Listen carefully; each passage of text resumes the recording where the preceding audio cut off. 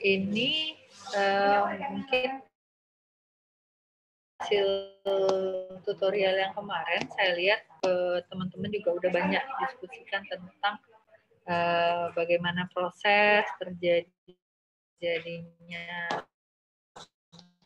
trombosis di dalam pembuluh darah. Mungkin yang ini kita skip juga, udah ada juga dari fisiologi mungkin ya, tentang cardiac enzyme. Jadi cardiac enzyme apa yang rutin digunakan yang klasik advance. Enzim ini adalah enzim yang dirilis di sel yang ada di dalam jantung apabila dia terjadi kerusakan pada sel-sel jantung, termasuk di otot-otot jantung. Ya, jadi kita perlu tahu nih enzim-enzim ini sifatnya seperti apa, kapan dia dilepaskan, sel-sel apa aja yang bisa melepaskan si enzim tersebut untuk bisa kita memilih karena masing-masing enzim punya spesifikasinya tersendiri, punya nilai sensitivitas sendiri, kemudian kapan dia onsetnya muncul, kapan peak-nya, kapan juga dia akan terdegradasi dan hilang dalam sirkulasi. Jadi sampel yang kita gunakan untuk pemeriksaan cardiac enzyme itu adalah bisa ada whole blood, bisa juga serum. Jadi intinya adalah yang bersirkulasi. Ini dia sifatnya tidak spesifik karena dia bukan hanya dilepaskan oleh kardia, tapi juga oleh beberapa sel-sel yang lain, mitokondrial enzim yang lain. Sangat spesifik. Bisa juga selain otot jantung. Jadi selain dari pemeriksaan SGOT, CK dan LDH tadi, ada juga pemeriksaannya CK-nya udah lebih spesifik, ada isoenzimnya. Kreatinin kinase tapi yang isoenzim MB. Terus ada LDH dan yang isoenzimnya. Jadi dia sifatnya lebih spesifik. Nah, tetapi yang rutin digunakan itu CKMB dan LDH memang, karena LDH isoenzim ini jarang disediakan di laboratorium, juga permintaannya nggak banyak. Selain itu juga ada pemeriksaan lain untuk cardiac enzyme itu troponin T dan troponin I. Troponin T dan troponin I itu merupakan protein dari myofibril. Ya.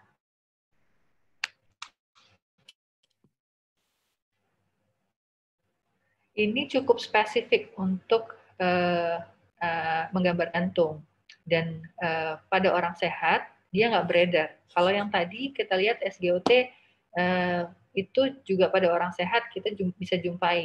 Pada penyakit-penyakit lain selain dari penyakit gangguan pada jantung seperti pada hati, pada kelainan hematologi, dengan elektrosit itu bisa dijumpai angkanya akan meningkat karena dia juga dijumpai pada sel-sel itu, sel elektrosit ada, sel-sel hati juga ada. Nah, kalau troponin T dan troponin I dia cukup spesifik. Troponin T dan troponin I ini bisa meningkat, kita jumpai antara 2 sampai 6 jam setelah terjadinya injury pada otot jantung. Peak-nya dia 12 sampai 16 jam. Untuk yang I, dia bisa bertahan sampai dengan 10 hari, sedangkan yang T lebih panjang bisa sampai dengan 14 hari. Ini menurut laporan rata-rata ya.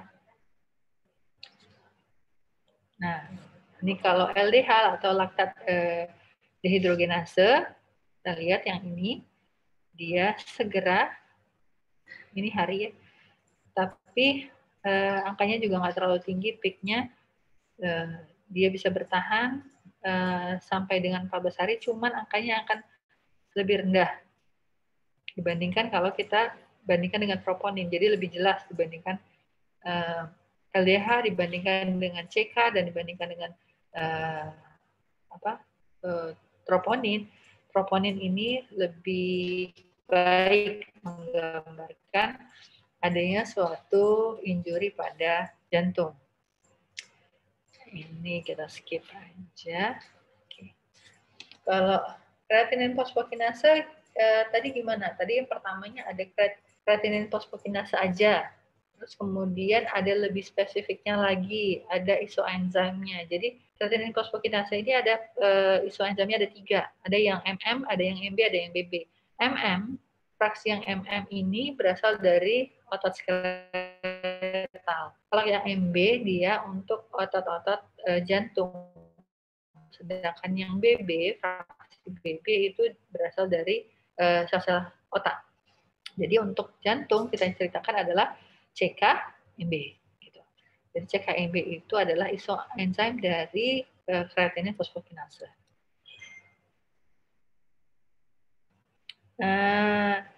Nih, CK itu secara keseluruhan bisa meningkat pada trauma, pada exercise fisik yang lumayan tinggi, kemudian atau pada yang lain, misalnya pada operasi, di mana sel-sel itu akan terjadi kerusakan karena ya namanya dioperasi, dibelah gitu ya, sel-sel ototnya, skeletal muscle-nya, misalnya gitu, itu bisa kena, atau post trauma juga, ya, selain dari trauma jantung.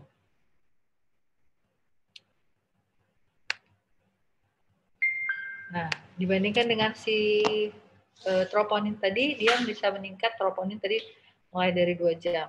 Nah, ini kalau CK ya, bukan CKMB ceritanya, CK secara keseluruhan, CK total, dia 4-6 jam. Kemudian dia bisa bertahan 3-4 hari. Nah, ini jadi perlunya kita tahu kapan sih dia bisa muncul, kapan mulai kita bisa deteksi, dan kapan dia akan hilang. Itu misalnya pasien datang dengan keluhan ke IGD nih misalnya. Keluhannya 5 hari yang lalu merasa sesak atau merasa dadanya seperti tertekan. Terus kita periksanya pakai apa? Nah, jangan pakai CK lagi. Periksanya karena CK harusnya dia sudah balik ke normal gitu. Jadi kita lebih bagus pakai yang masa jumlahnya di dalam sirkulasi lebih lama. Berarti bisa pakai troponin T tadi yang udah kita bahas misalnya.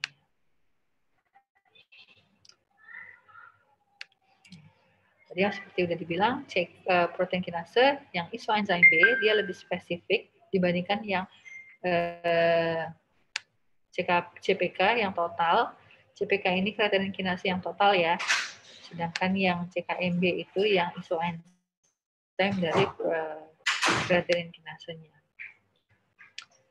Ini akan meningkat pada 3-4 jam post trauma dan akan kembali normal dalam hitungan kira-kira 2 hari. Jadi kalau pasien segera datang dengan keluhan nyeri dada, bisa lakukan pemeriksaan CKMB. Dan pertanyaannya kenapa kalau ada troponin T, ngapain harus pakai CK? CK lagi toh troponin T tadi juga meningkatnya, onsetnya bisa dilihat lebih cepat juga, 2 jam. Nah, ngapain harus pakai CK? Iya, kita balik lagi. Tidak semua fasilitas kesehatan, laboratorium itu atau rumah sakit menyediakan pemeriksaan troponin T atau troponin I. Di sisi lain juga dengan biaya. CKMB itu harganya lebih murah dibandingkan dengan troponin T dan troponin I. Jadi kita harus bisa lebih efisien memilih pemeriksaan mana yang tepat untuk pasien tersebut. Nah, ini dia. Troponin T, kemudian troponin I, yang merah, CKMB. Jadi dia ini CKMB, ini yang total CPK ya. Lebih cepat hilang dalam sirkulasi yang CKMB, sedangkan yang troponin T dan troponin ini lebih lama. Terus kalau kita lihat kalau di sini bila dilakukan treatment lebih cepat, maka terjadi perubahan nilai troponin yang lebih cepat pada pasien tersebut.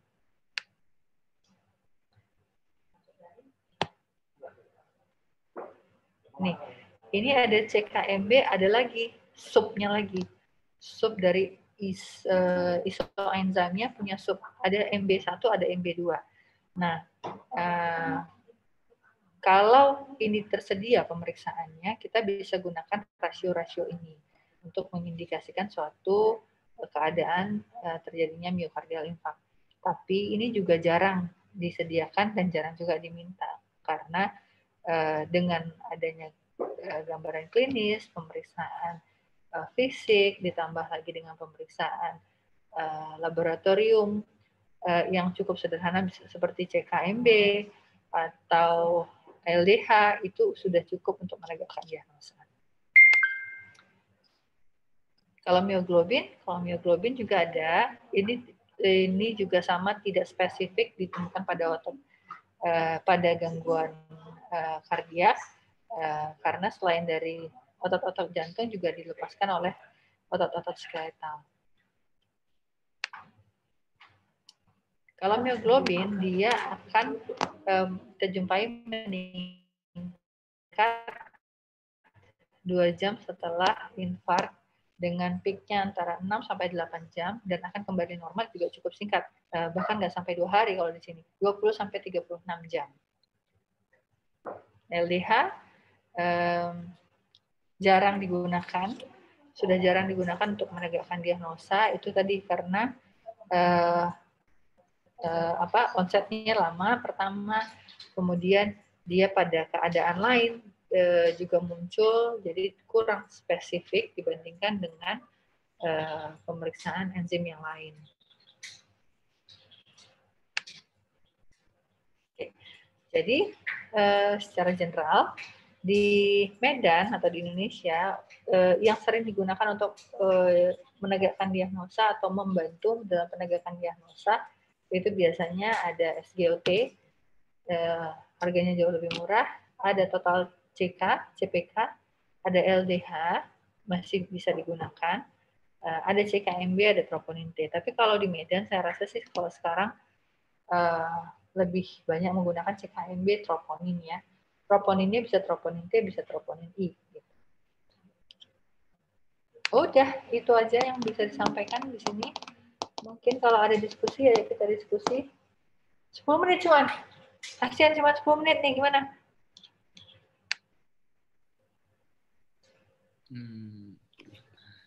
Diskusi? Ya, boleh dong. Ini masih jam 2 loh. Jam ngantuk, cuman kan di rumah kalian. Ayo, apa? Atau yang kemarin, yang 2 sebelumnya. Ada yang mau kita diskusikan?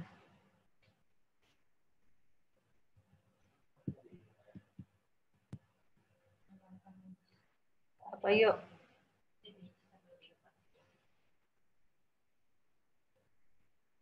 Sayang nih.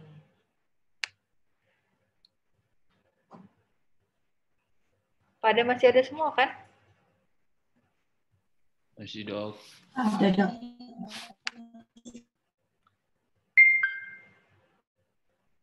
Apa ada yang mau ditanyakan atau ada yang mau didiskusikan? Kalau terkait ujian sih nggak, soalnya nggak akan jauh-jauh dari yang dipresentasikan, saya janji.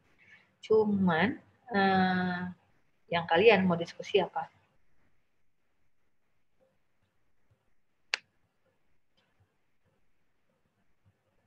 Ini saya share ke pasien ya.